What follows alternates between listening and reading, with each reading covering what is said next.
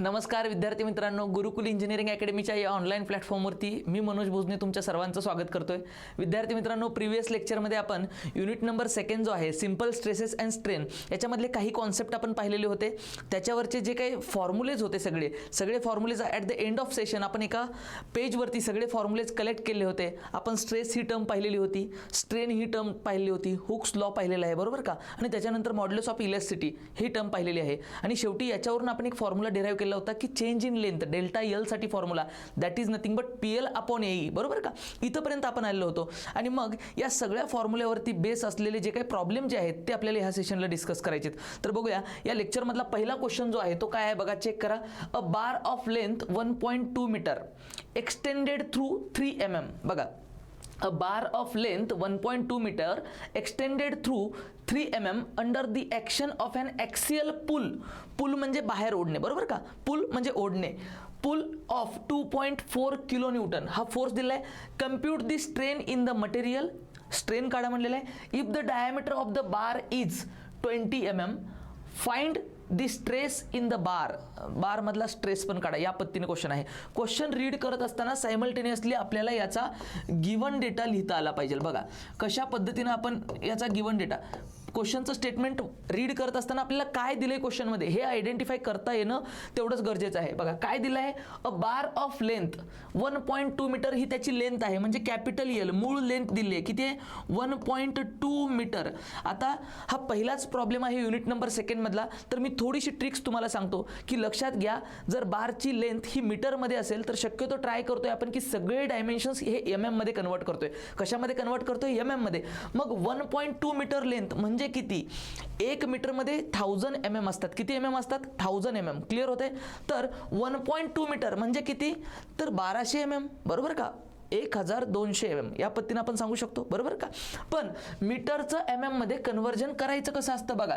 मीटरचं कन्वर्जन जर MM मध्ये करायचं असेल तर आपण काय करतो की सिम्पली 1 मीटर मीन्स 1000 mm ना, 3 झिरो वाढतात, बरोबर का. म्हणजे आपण 10⁻³ ने मल्टिप्लाय करतो. मग 1.2 मीटरला जर MM मध्ये करायचं असेल तर मी म्हणेल 1.2 इंटू 10⁻³ MM. बघा मग सायमल्टेनियसली कुठेतरी साईडला हे युनिट कन्वर्जन नोट करून ठेवा की 1 मीटर इज नथिंग बट काय असतं, 1000 mm असतात.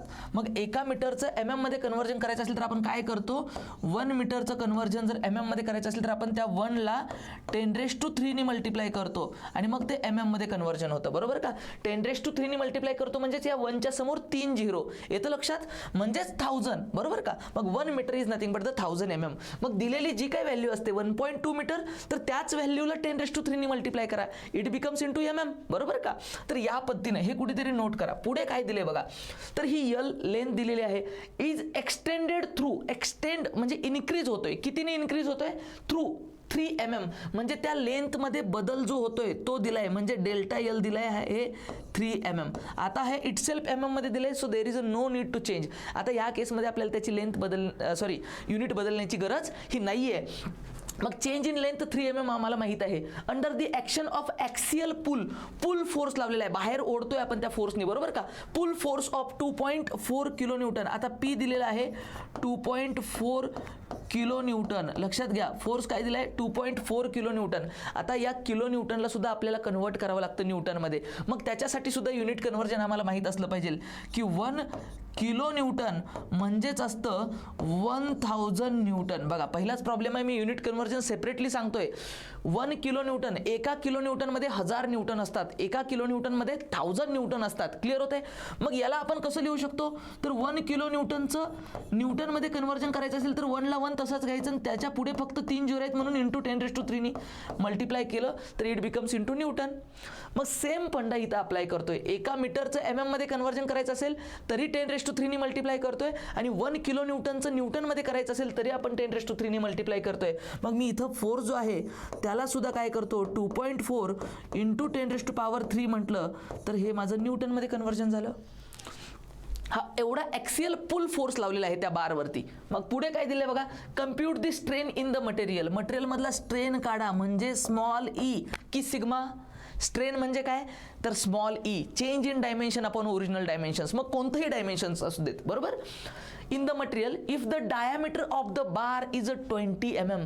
त्या बारचा डायमीटर 20 mm आहे, म्हणजेच आम्हाला इथं हे क्लिअर होतंय की तो सर्क्युलर बार आहे, बरोबर का. डायमीटर दिलेला आहे बघा. मग डायमीटर म्हणजे डी मला माहित आहे 20 mm, डायमीटर सुद्धा mm मध्येच दिलेला आहे. अल्सो फाइंड, त्यांना असं म्हणायचं आहे, इथं कॉमा पाहिजे. Also find the stress in the bar. Stress म्हणजे काय तर सिग्मा, स्ट्रेस म्हणजे काय तर सिग्मा पण विचारलेला आहे. क्लिअर होत आहे. हे युनिट कन्व्हर्जन कुठेतरी साईडला तुम्ही नोट करून ठेवलेलं आहे. मग हा जो सिनॅरिओ आहे हा कशा पद्धतीनं आहे हे मी इथं प्लॉट करतो. बघा काय दिलेलं आहे, एक सर्क्युलर बार दिलेला आहे. अशा पद्धतीने इमॅजिन होतं का, चेक करा. एक सर्क्युलर बार आहे, ओके. या बारची लेंथ दिलेली आहे, या बारची लेंथ दिली आहे L is equal to 1.2 metre. बघा 1.2 मीटर ही लेंथ दिली आहे. आणि या बारला ॲक्सियल पुल म्हटलंय. पुलचा अर्थ असतो असा बाहेर ओढणारा फोर्स. कसा पुल मीन्स लाईक दिस. बघा पी दोन्ही साईडला असा ओढणारा फोर्स किती आहे तो 2.4 किलो न्यूटन. 2.4 kilo newton. बघा किती फोर्स आहे 2.4 किलो न्यूटन. इकडे 2.4 इकडे 2.4 म्हणजे या टाईपचा असा एक्सियल पुल फोर्स आहे. आता या फोर्समुळे याची लेंथमध्ये एक्सटेन्शन जे होतं ते एक्सटेन्शन म्हणजे चेंज किती होतो तर it is nothing but 3 mm. 3 mm चा चेंज होतो. म्हणजे ह्या केसमध्ये डेल्टा एल जो आहे तो किती आहे तर that is nothing but 3 mm. मग अशी कंडिशन असेल तर त्यांनी विचारले फाइंड आउट दी स्ट्रेन म्हणजे स्मॉल ई आणि अल्सो कम्प्यूट दी स्ट्रेस, बरोबर का. मग अशा केसमध्ये क्वेश्चन सॉल्व करायचा कसा असतो बघा. आपण चेक करूया क्वेश्चनला सॉल्व कसं करणार आहे. अप्रोच काय असला पाहिजे तर या साईडला स्टेप वाईज आपल्याला सॉल्व करायचं आहे, बरोबर. हां तर स्टेप वाईज बघा. स्टेप नंबर 1 आपल्याला चेंज इन लेंथ माहिती आहे का डेल्टा एल. यस 3 mm माहित आहे. आपल्याला मूळ लेंथ माहिती आहे का. यस माहित आहे. त्यांनी मीटरमध्ये दिलेलं होतं 1.2 मीटर दिलं होतं, पण आपल्याला टार्गेट काय असेल की आपल्याला ते डायमेन्शन्स mm मध्ये कन्वर्ट करायचं आहे आणि आपण 10⁻³ ने मल्टिप्लाय करून ते mm मध्ये कन्वर्ट केलेलं आहे. पुढे बघा मग स्ट्रेन इज नथिंग बट काय असेल change in length upon original length. का बरं हाच फॉर्म्युला घेतला मी. चेंज इन डायमीटर आपण ओरिजिनल डायमीटर का नाही घेतला का तर इथं डायमीटर दिलेला आहे पण डायमीटर मधला चेंज डेल्टा डी दिलेला नाहीये. मग मी बेटर वे की चेंज इन लेंथ आपण ओरिजिनल लेंथ घेईल.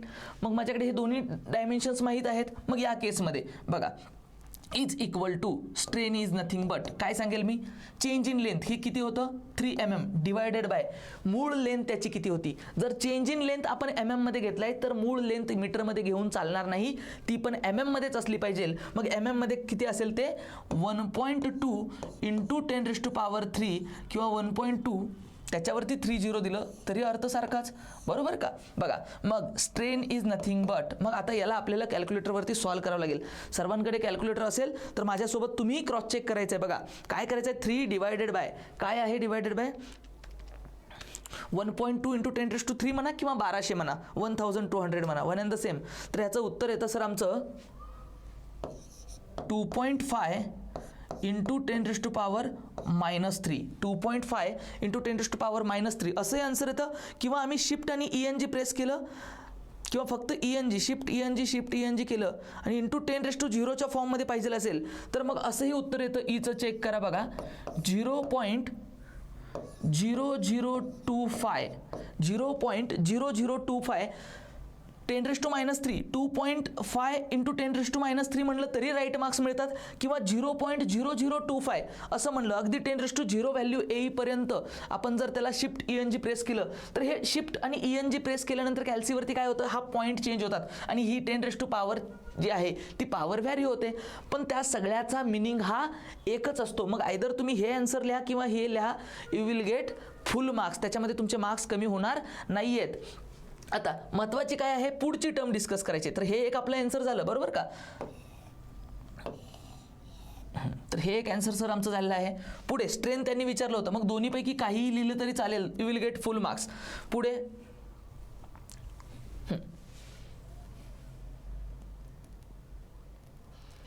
ओके चला पुढे आपण काय करतोय सेकंड स्टेपकडे जातोय आपण. स्टेप 2. स्टेप 1 मध्ये आपण काय केलं आहे in step 1 we identify the value of strain. आता स्टेप 2 मध्ये बघा स्टेप नंबर 2 स्टेप 2 ज्याच्यामध्ये आपल्याला काय करायचं आहे, also find out the stress विचारले, स्ट्रेस पण काढा म्हणले. मग स्ट्रेस म्हणजे काय असतो, तर it is the ratio of P by A, बरोबर का.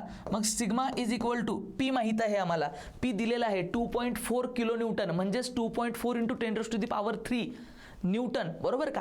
पण ए म्हणजे काय, आता हा फोर्स ज्या एरियावरती अप्लाय केलाय तो एरिया कोणता आहे बघा, सर्क्युलर एरिया आहे. मग ह्या सर्क्युलर एरियाचा सर्कलचा एरिया काढायचा कसा, तर सर्कलच्या एरियासाठी फॉर्म्युला आपल्याला माहित आहे आणि सर्कलचा एरिया मी इथं साईडला काढतो बघा. सर्कलच्या केसमध्ये एरिया काय असतो, तर π/4d². हा फॉर्म्युला तुम्ही वापरू शकता, किंवा काही मुलांना सर्कलच्या एरियासाठी हा फॉर्म्युला लक्षात असेल, πr². दोनही फॉर्म्युल्याने सर्कलचा एरिया भेटतो, कोणताही फॉर्म्युला घ्या तुम्हाला व्हॅल्यू तीच येते. बघा मी जर हा फॉर्म्युला घ्यायचं म्हणलं आणि एरिया काढायचं म्हणलं तर एरिया किती येतो, तर पाय इंटू आर. आर किती असेल, जर डायामीटर 20 असेल तर रेडियस किती असेल हे लक्षात घ्या. इथं रेडियस हवे आपल्याला दुसऱ्या फॉर्म्युल्यामध्ये, तर रेडियस 10 असेल, पाय इंटू 10². मग मी इथं एरिया जर काढायचं म्हटलं त्या सर्कलचा तर एरिया किती येतो बघा, शिफ्ट आणि पाय हे बटन प्रेस केल्यानंतर शिफ्ट आणि हे प्रेस केलं EXP, तर तुम्हाला कॅल्सीवरती काय भेटेल, पाय हे ऑप्शन येईल, इंटू ब्रॅकेटमध्ये 10⁻10² किंवा 10⁻², बरोबर का, इक्वल टू प्रेस केलं. माझं आन्सर येतं 314.159. बघा काय येतं बघा, 314.159. युनिट काय असलं पाहिजे एरियाचं, डायमेन्शन MM मध्ये आहेत, तर एरिया हा mm² मध्ये असेल. एरिया कशात असेल, mm² मध्ये असेल. तर हा area me separately find out केलेला आहे.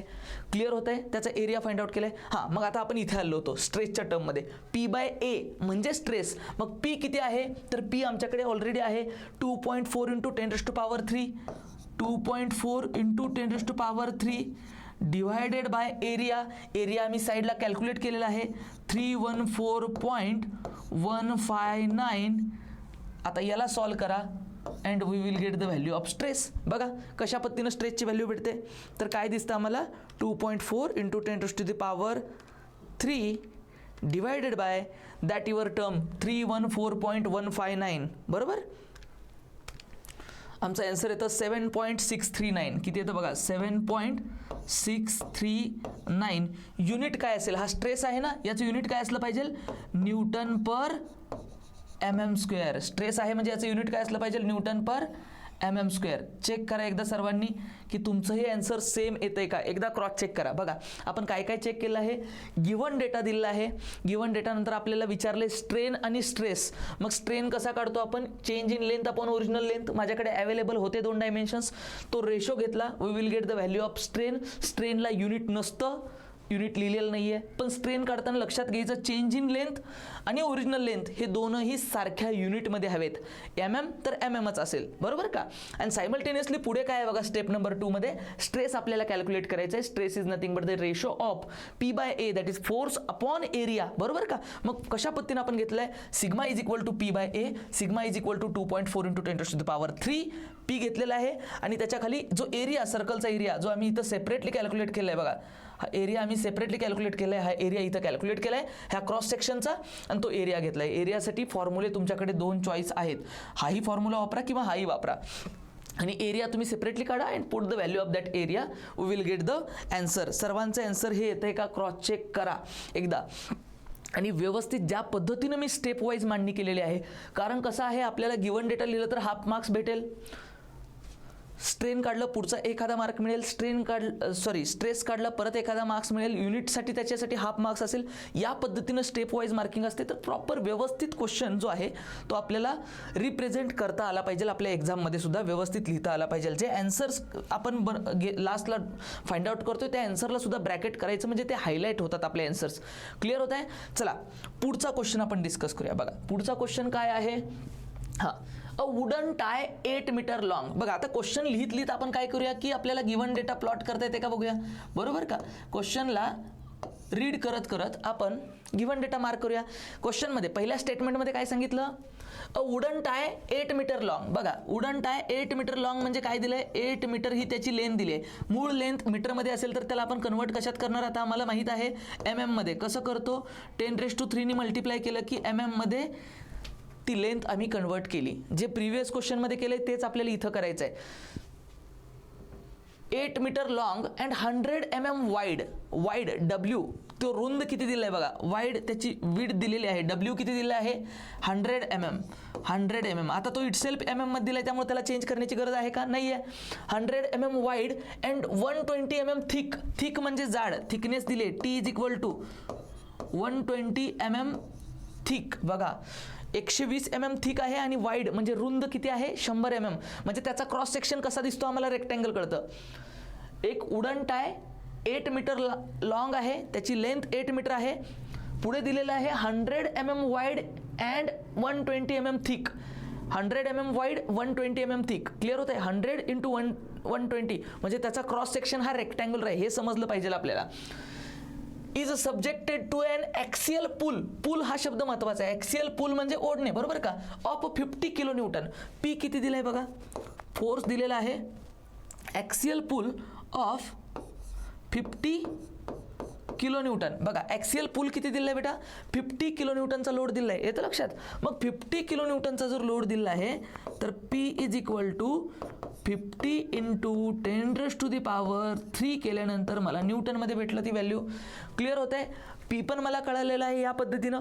पुढे जाऊन पुढे काय आहे बघा, अँड स्ट्रेच इज, तो कितीने स्ट्रेच झालेला आहे 4 mm, म्हणजे त्याची लेंथ कितीने वाढलेली आहे, डेल्टा L 4 mm. स्ट्रेच म्हणजे त्याची लेंथ कितीने इन्क्रीज झाले, तो कितीने स्ट्रेच झालेला आहे, that is nothing but by 4 mm. बरोबर.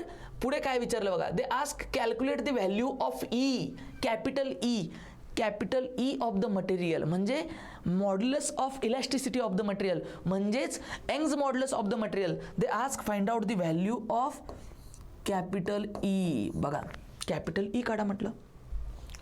आता कॅपिटल ई यंग्स मॉड्युलस म्हणजे काय असतं हे मला आधी सांगा, हे आठवतं का बघा. आपल्या फॉर्म्युलेच्या पेजकडे गेल्यानंतर आम्हाला कळतं सर कॅपिटल ई म्हणजे असतं it is the ratio of, काय असतं बघा, it is the ratio of stress to the strain. मग मला जोपर्यंत सिग्मा आणि ई काढता येत नाही, बरोबर का, स्ट्रेस आणि स्ट्रेन काढता येत नाही, तोपर्यंत मला कॅपिटल ई भेटेल का, नाही आहे. म्हणजे टार्गेट काय की आपल्याला आधी स्ट्रेस काढता आला पाहिजे, मग स्ट्रेन काढता आला पाहिजे, आणि स्ट्रेस आणि स्ट्रेन ह्यांचा रेशो घेतल्यानंतर मला काय भेटून जाईल, कॅपिटल ई भेटून जाईल, बरोबर का. म्हणजे मगाचा जो क्वेश्चन होता त्याच्यापेक्षा थोडीशी एक स्टेप पुढे आहे याच्यामध्ये. मग तुम्हाला समजण्यासाठी मी इथं काय करतो की तो कशा पद्धतीचा ऑब्जेक्ट आहे इथे एक शो करण्याचा प्रयत्न करतोय. बघा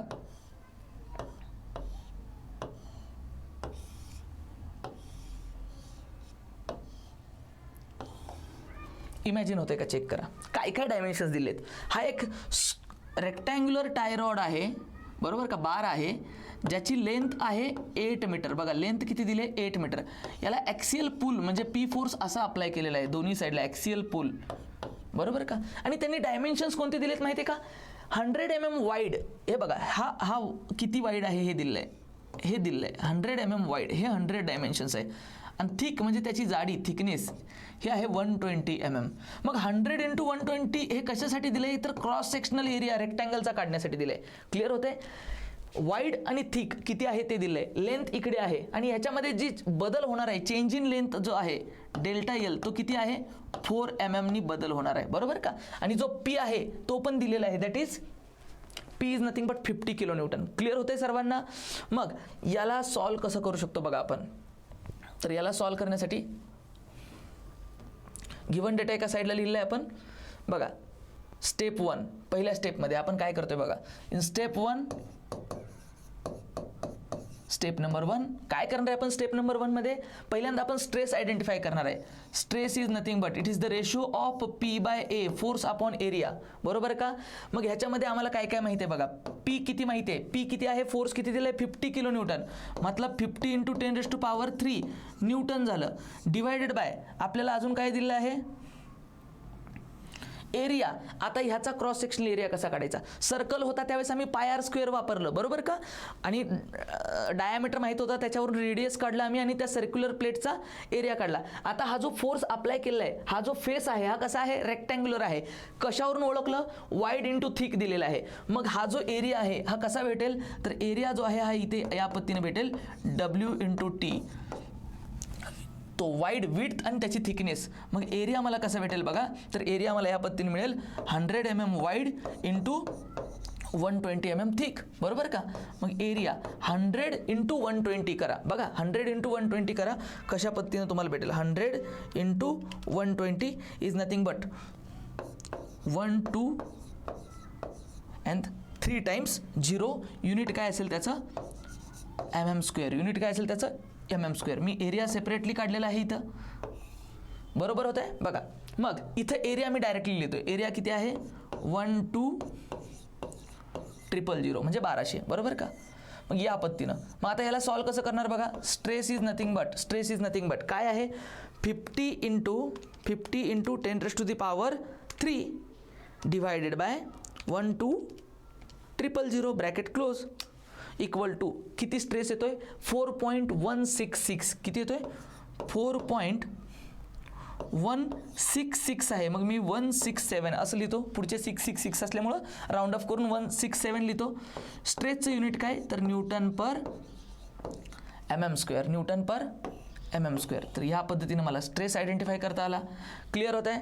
पुढे स्टेप नंबर 2 बघा. स्टेप नंबर 2 काय करायचं आहे आपल्याला स्ट्रेन पण काढायचं आहे. आणि आपण स्ट्रेस आणि स्ट्रेन ह्या दोन्ही व्हॅल्यू का काढतोय कारण त्यांनी विचारलंय find out the modulus of elasticity. Modulus of elasticity म्हणजे स्ट्रेस अपॉन स्ट्रेन हा रेशो आहे, दॅट्स वाय. मग पुढे step number 2 strain is nothing but it is the ratio of strain is nothing but it is the ratio of change in the length upon original length. हाच ratio का घेतला का तर मला तो किती स्ट्रेच झालाय, लेंथ कितीने वाढली हे मला माहिती आहे 4 mm ने वाढलेली आहे, बरोबर का.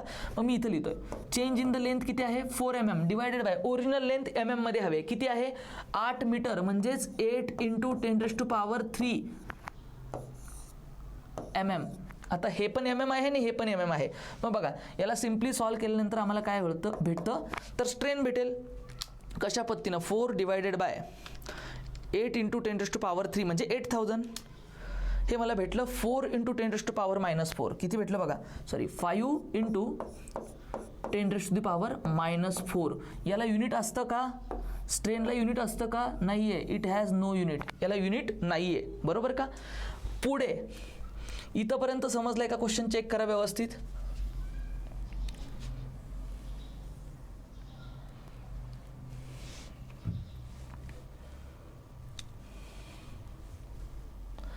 आता पुढे तिसऱ्या स्टेपमध्ये आपल्याला काय करायचं बघा. स्टेप नंबर 3 मेन विचारलेलं स्ट्रेस आणि स्ट्रेन नाही आहे. त्यांनी विचारले काय दे ask find out the value of modulus of elasticity विचारले. मॉड्युलस ऑफ इलॅस्टिसिटी म्हणजेच काय यंग्स मॉड्युलस आणि म्हणजेच काय it is the ratio of stress upon strain, बरोबर. मग पुढे मॉड्युलस ऑफ इलॅस्टिसिटी ही मटेरियलची प्रॉपर्टी असते ना. मग स्ट्रेस किती आयडेंटिफाय केला होता तर स्ट्रेस होता सर आमचा 4.167 डिवायडेड बाय स्ट्रेन किती आलेला आहे 5 इंटू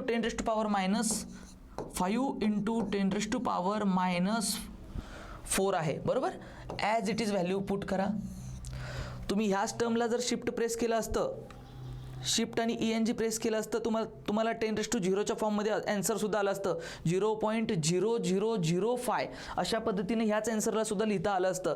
पण काही गरज नाही आहे, जे आलंय ते जरी पुट केलं तरी चालतं. मग बघा आता हा जो रेशो आहे याला क्रॉस चेक करायचा आणि आता आपल्याला व्हॅल्यू टाकायचे. काय आहे बघा 4.167 डिवायडेड बाय 5 इंटू 10⁻⁻4 बरोबर का. पुट करा आणि आन्सर किती येतं ते चेक करा. बघा 4.167 divided by in bracket 5 into 10⁻⁻4 bracket close is equal to answer आमचं येतं 8334. काय येतं बघा 8334 या पद्धतीनं आमचं आन्सर येतं. एकदा व्यवस्थित चेक करा कशा पद्धतीनं आपण लिहिलं आहे. आणि हे जे आन्सर आहे याचं युनिट काय असेल तर न्यूटन पर mm². कारण स्ट्रेस आणि मॉड्युलस ऑफ इलॅस्टिसिटी याचे युनिट हे सारखेच होते आपले, बरोबर आहे का. आणि या पद्धतीनं आपण हे आन्सर आयडेंटिफाय केले. मग मेन विचारलं काय होतं की फाइंड आउट करा मॉड्युलस ऑफ इलॅस्टिसिटी. त्या मटेरियलची मॉड्युलस ऑफ इलॅस्टिसिटी काय असेल. ओरिजिनल लेंथ माहीत होतं, विड्थ माहिती आहे, थिकनेस माहिती आहे. हे कशासाठी दिलं तर क्रॉस सेक्शनल एरिया आयडेंटिफाय करण्यासाठी. त्यामुळं पुढे पी दिलेलं होतं 50 किलो न्यूटन, मी त्या 50 किलो न्यूटनला न्यूटनमध्ये कन्वर्ट केलं by multiplying 10⁻³ then delta L change in the length stretch कितीने झालेलं आहे ते दिलं होतं 4 and they ask find out the value of E capital E. सुरुवातीला स्ट्रेस काढला, सिंपल फॉर्म्युलेनी चाललोय आपण, नंतर स्ट्रेन काढला आणि स्ट्रेस अपॉन स्ट्रेन हा जो रेशो आहे तो रेशो जस्ट घेतला आणि that is nothing but ever modulus of elasticity. या पद्धतीने एवढा सिंपल क्वेश्चन आहे. तर या लेक्चरला जे झालेले दोन्ही क्वेश्चन्स आहेत तुम्ही एकदा व्यवस्थित चेक करा.